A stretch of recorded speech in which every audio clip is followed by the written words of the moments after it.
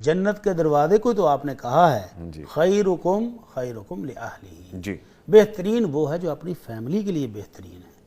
اور آپ نے یہ ارشاد بھی فرمایا تھا کہ ایک بندہ اپنی آمدنی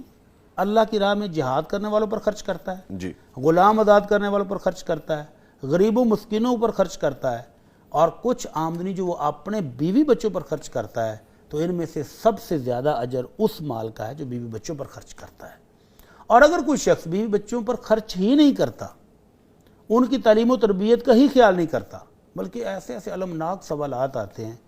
کہ خامد ویسے ہی بھاگ گیا اپنی ذمہ داریوں سے، جی اب بالکل بچی بڑی ہو گئی ہے، اس کی شادی کرنی ہے اور ولی کا مسئلہ ہے، تو وہ اب بھی راضی نہیں ہے کہ شادی کے موقع پر ہی آ جائے، تو اسی شخص کو کہیں گے کہ یہ جنت کا دروازہ ہے؟ اور وہ کہتے ہیں میں تو تم سے راضی نہیں ہوں گا، وہ بچے بیچارے پریشان ہو جائیں کہ جی اب ہم کیسے راضی کریں یہ باپ جو کو، شخص بچے چھوٹے تھے اور ان کی پرورش سے بھاگ گیا ہے، چاہے جوان بھی تھے، چاہے اگر جوان تھے جی تو ان کے ساتھ نہیں رہا، ان پر شفقت نہیں کی، ان کو محبت نہیں دی، اور صرف پیدا ہی کیا ہے تو کہتا ہے جی میں تو جنت کا دروازہ ہوں۔ بھئی اپنے رویے پر بھی تو خیال کرو،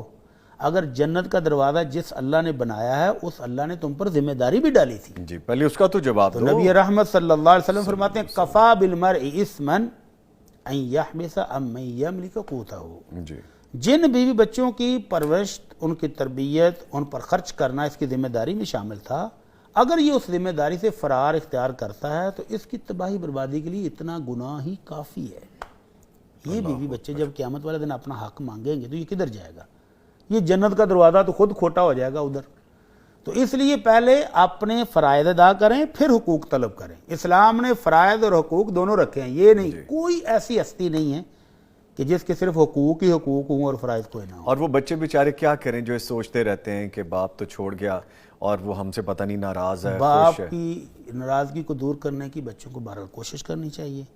اور اپنی طرف سے والد کے حقوق ادا کرنے کی جس حد تک ممکن ہو کریں،